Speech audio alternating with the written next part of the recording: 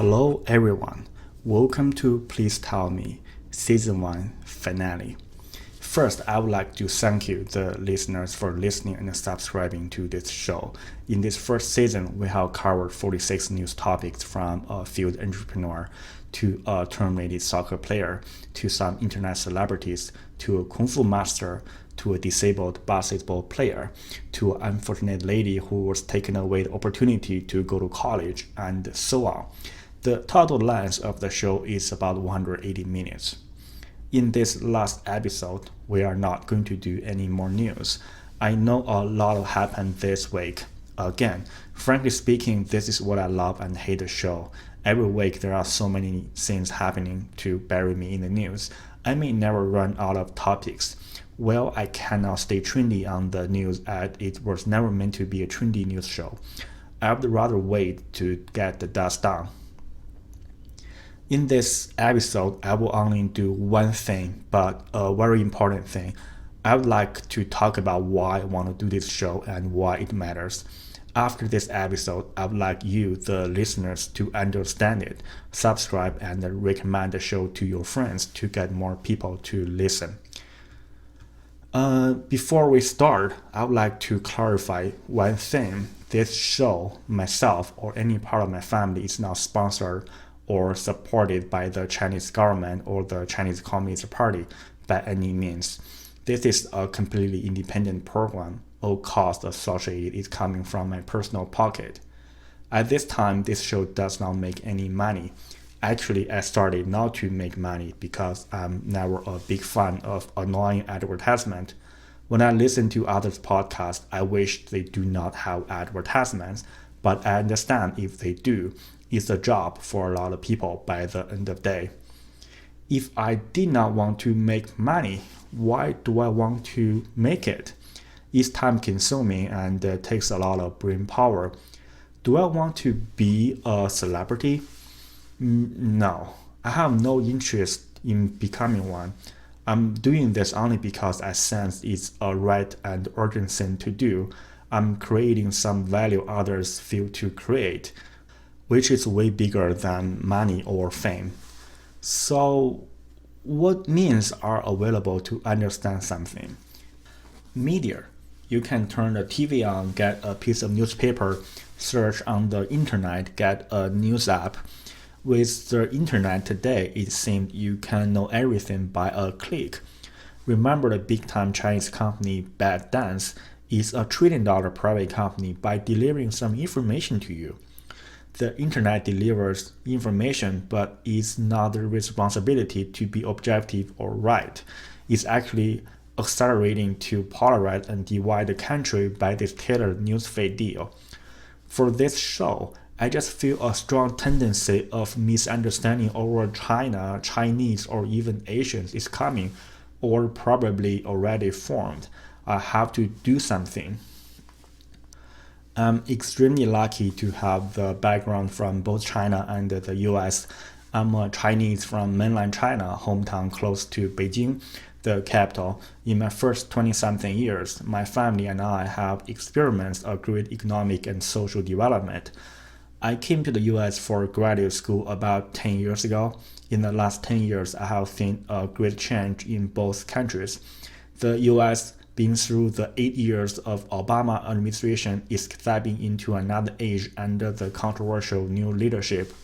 China has probably changed more in the last 10 years, moving from President Hu to President Xi with a never have been strong determination to build a powerful nation. Years ago, Americans understood China as a country that made everything in Walmart.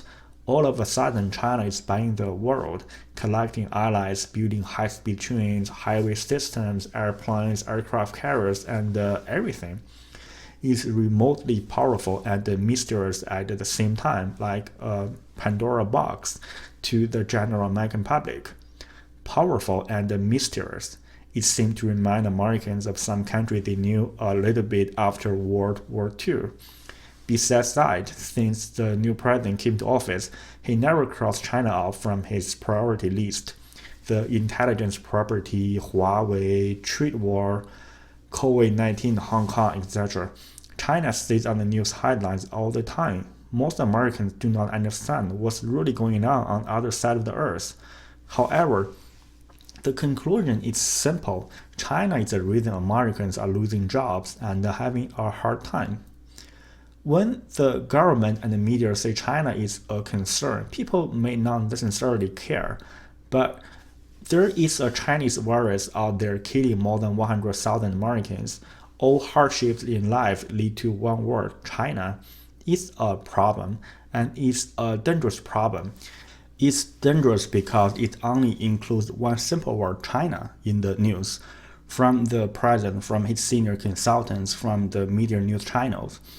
Okay, here is my question. What do you mean by China?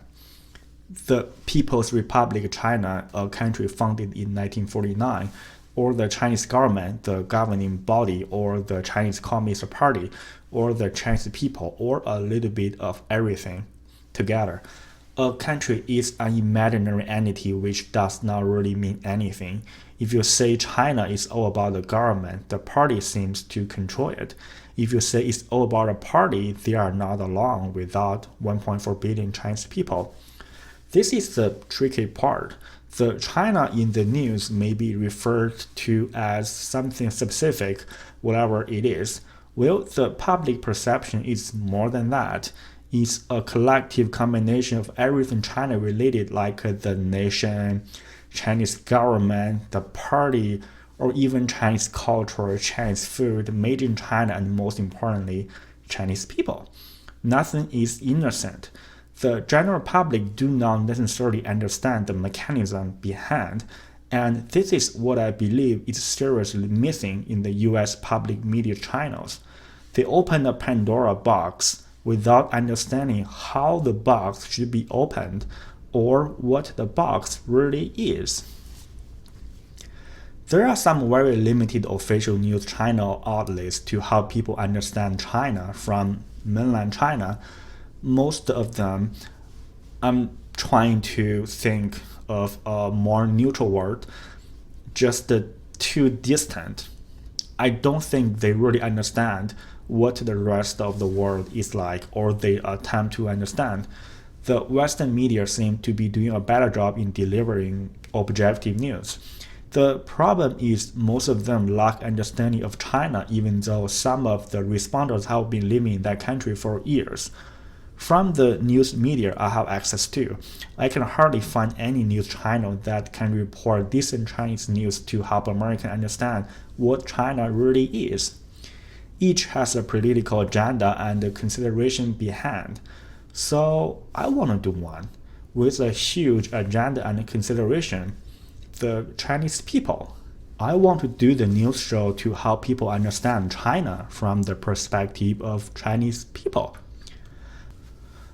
I was a volunteer at the 2008 Beijing Olympic Games.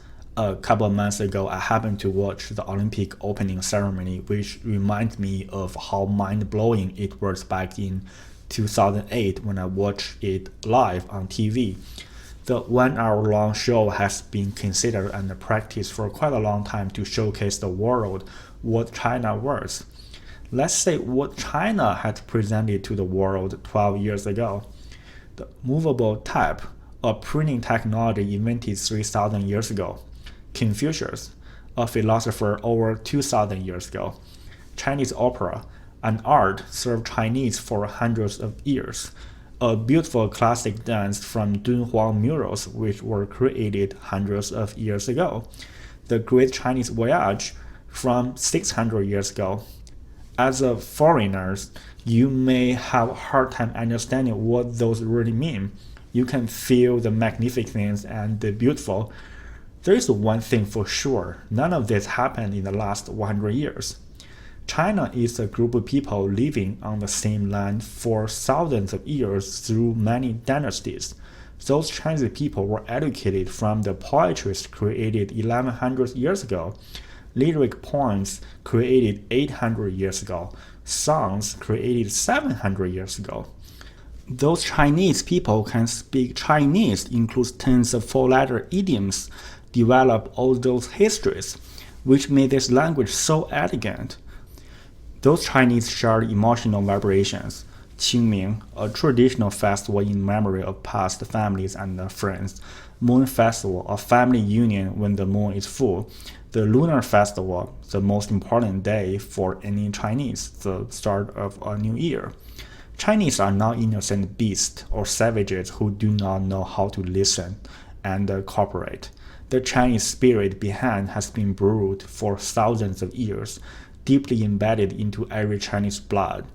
It's true, it's probably different from the common free spirit of Americans.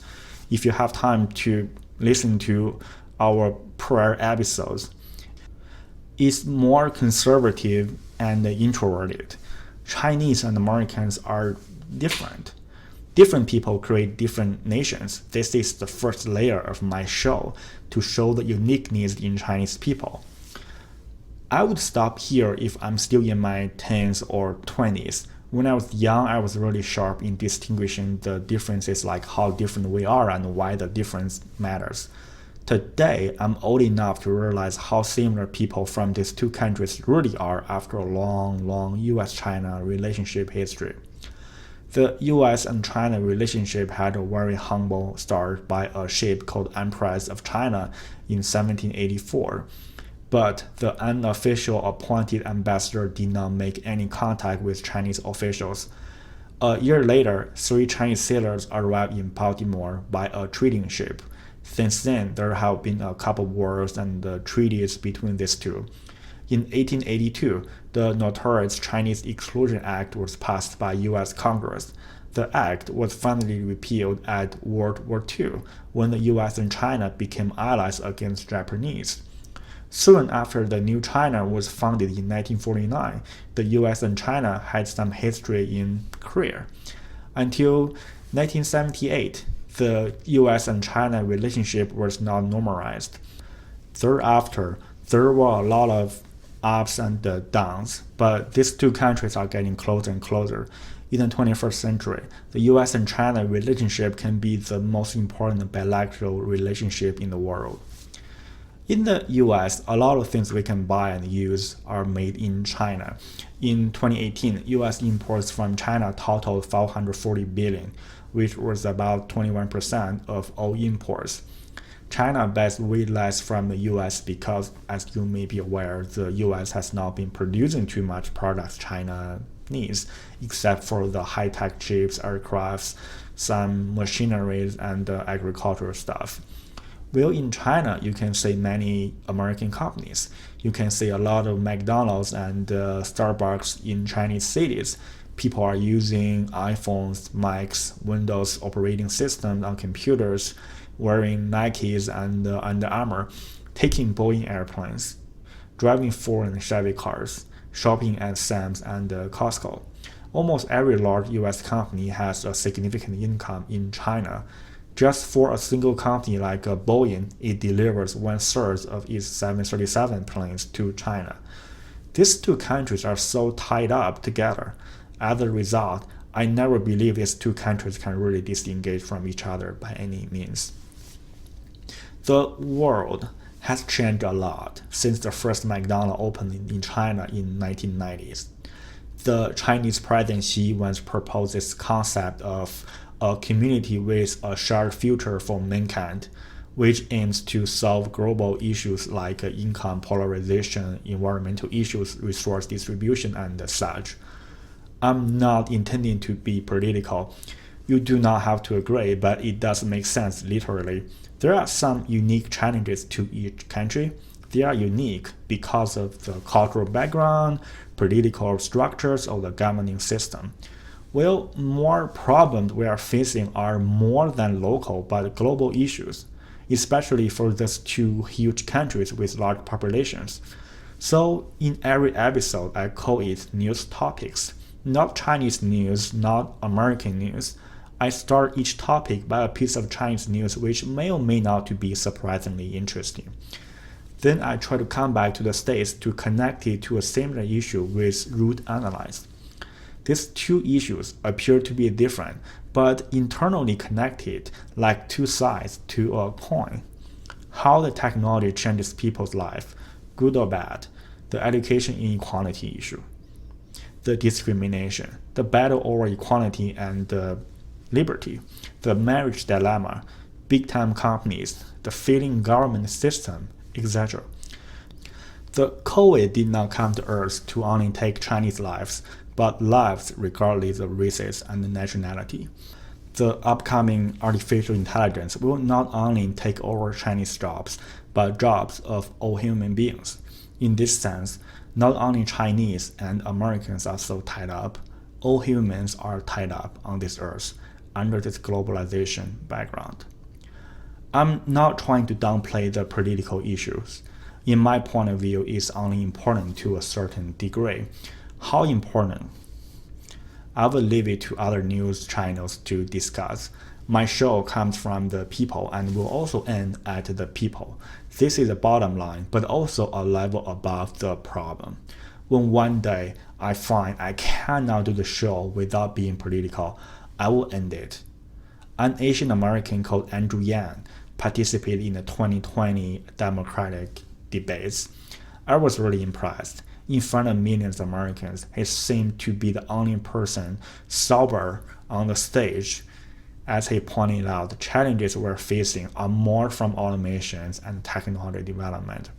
He was the first politician to seek a solution from the level above where the problem was created.